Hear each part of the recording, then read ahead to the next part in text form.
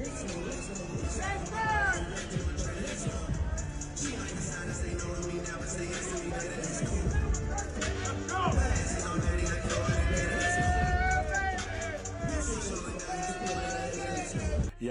if I'm gonna be honest, I'm gonna break his face, I'm gonna break his body up, I'm gonna stomp all over him.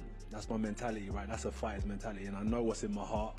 The battle becomes increasingly explosive with each passing day as the crazy collision between Jake Paul and Anthony Joshua nears reality. What started as simple fun has just got a whole lot more serious. That much was evident at their press conference, where both fighters were going blow for blow, issuing direct threats that felt as if they were personal rather than promotional. Jake was trying to get under the skin of Joshua, whereas Joshua's cold stare and calm aggression seemed to suggest he wasn't there to joke around. They contrast in energy, in stature, and in status mode for a room full of pressure, with every sentence feeling like a warning, a signal to the fans that this is not your usual influencer fare. This is a collision course that feels reckless, perilous, and unpredictable.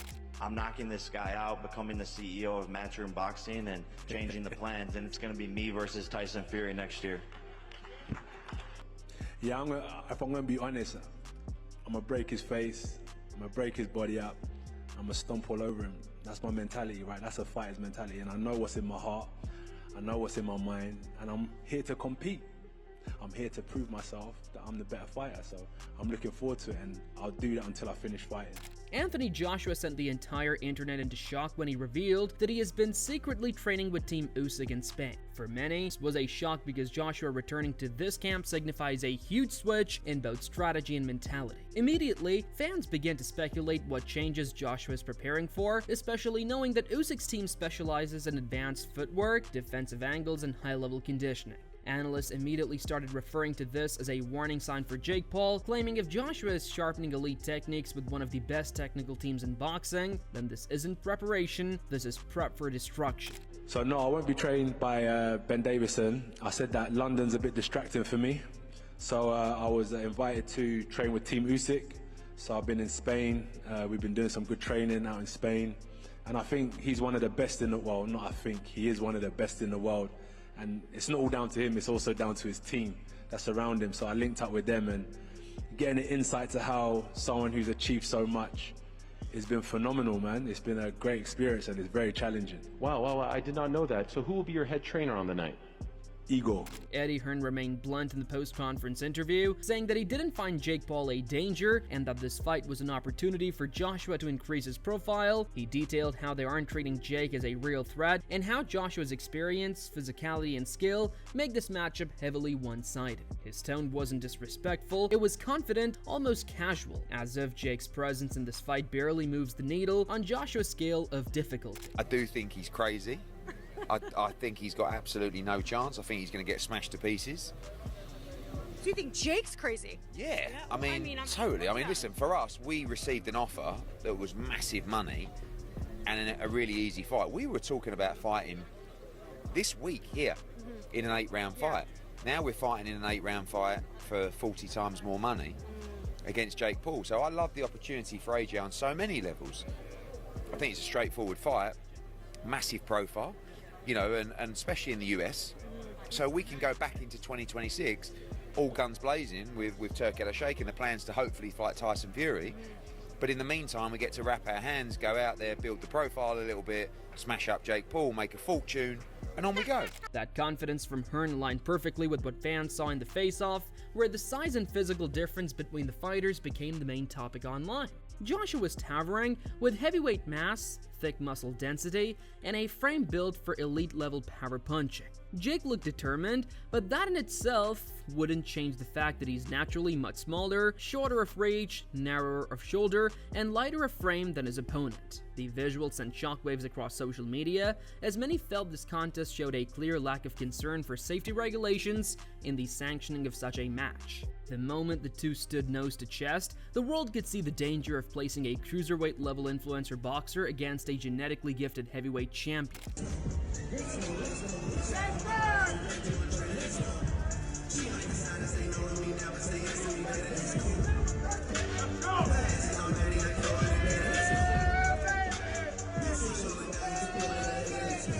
Dana White chimed in with a stern warning, referring to the entire match as a bad idea and promising severe repercussions for Jake Paul. He explained that while Jake may improve and train, entering a sanctioned fight against a heavyweight knockout artist is a risk beyond the realms of normal combat sports entertainment. He wasn't speaking out of rivalry or favor. This came from decades of watching fighters get hurt because of poor matching. Rarely does Dana comment so sharply in boxing, adding weight to his statement and having fans reevaluate if this fight is going towards something more brutal than initially thought.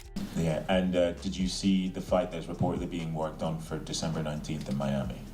Did I see the fight being worked on December 19th in Miami? Yeah. No. Do you know which fight I'm talking about? No. Fair enough. Jake Paul, Joshua. Oh, Jesus. That's a bad idea. That's a bad idea. But let me tell you what, a lot of people will watch that one. Will you watch it? Sure. You know what everybody's tuning in for on that one.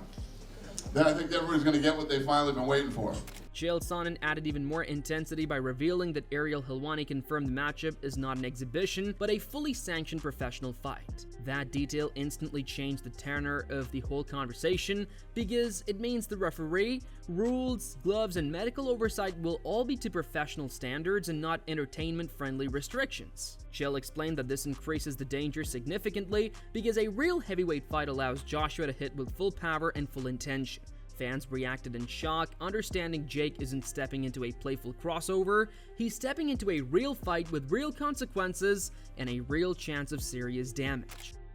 With that said, what are the rules going to be?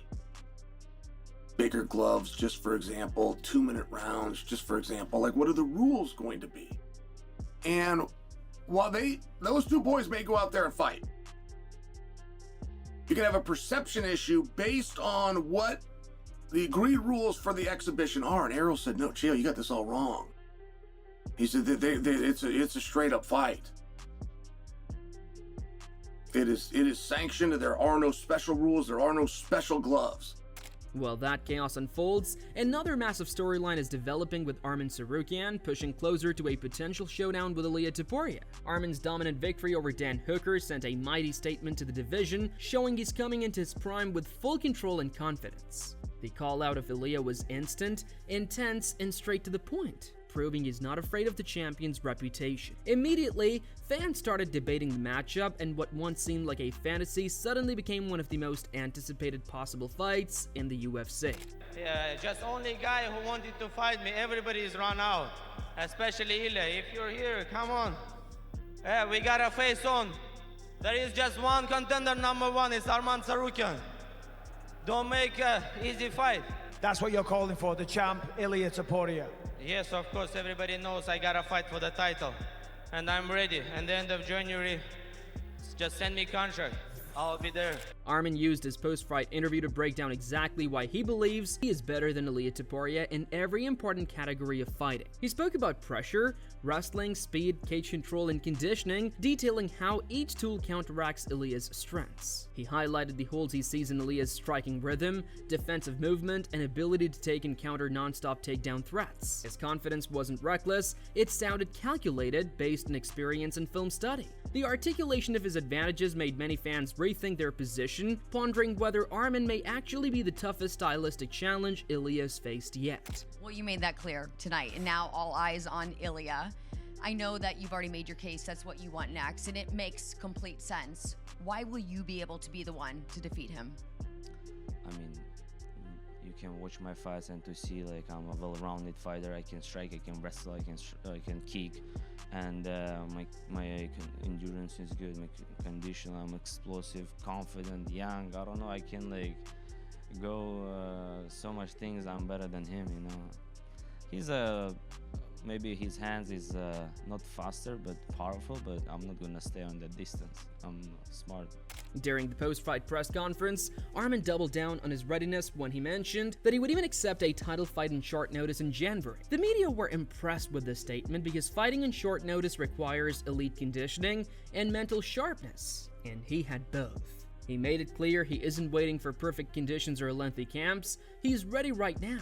His eagerness made the matchup seem even more realistic and garnered huge respect from the MMA community, painting him as a true contender with champion-level hunger. If Ilya's next fight is still up in the air by that point, and it happens to be in January, would you be willing to step in and fight on such a short notice for the title? Yeah, of course. When I beat Dan Hooker and not get any injured, of course I'm gonna take that fight, because this is title fight, and as I know now, you cannot turn down the title fight. So you gotta get there and get your opportunity and fight for the title, because you can fight maybe once in your life for the title. Henry Cejudo and Kamaru Usman came out publicly and said that Arman absolutely deserves the next title shot. They cited his technique, pressure, scrambling ability, and mental toughness, all of which make him ready to be champion. To hear two former champions speak with such conviction gave huge credibility to Arman. They also noted that the style of Arman forces opponents into bad positions,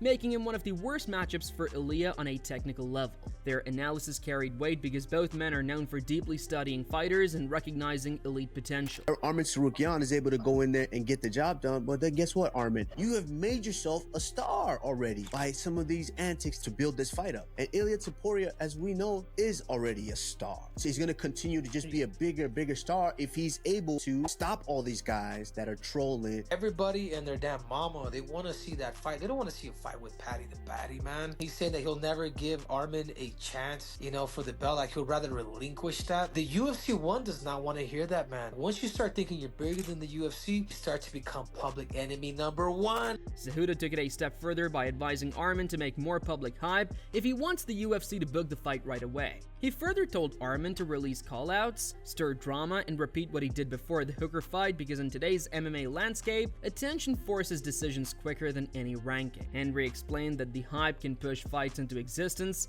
when it seems the UFC is hesitant. That was a simple message. Arman has the skill, and now he needs the noise to match it if he desires the matchup sooner rather than later.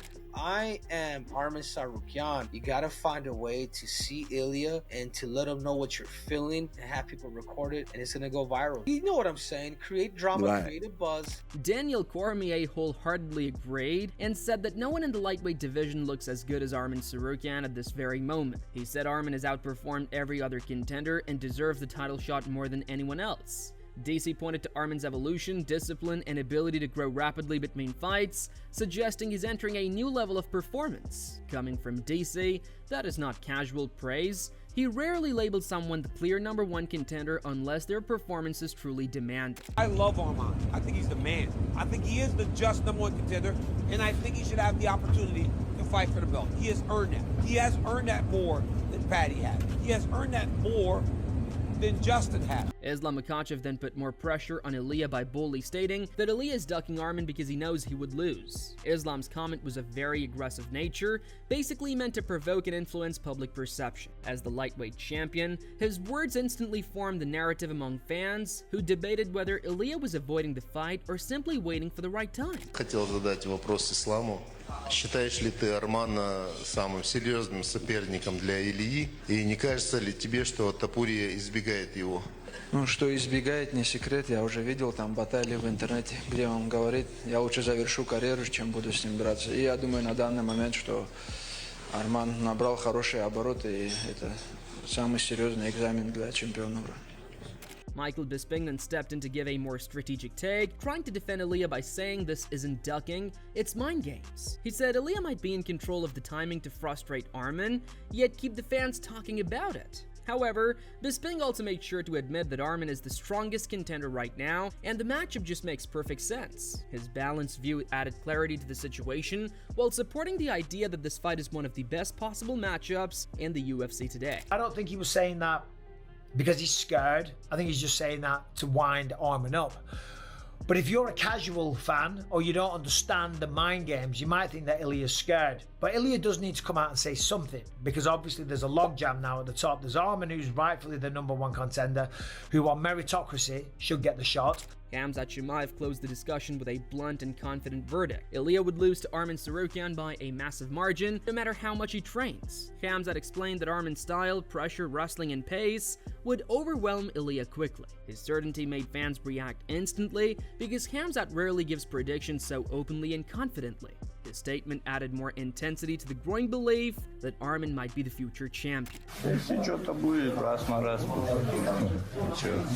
Других остальных лишних мы будем бить, а все они один на один. Subscribe for more fast-paced fight analysis, expert breakdowns, and deep dives into the biggest matchups across boxing and MMA.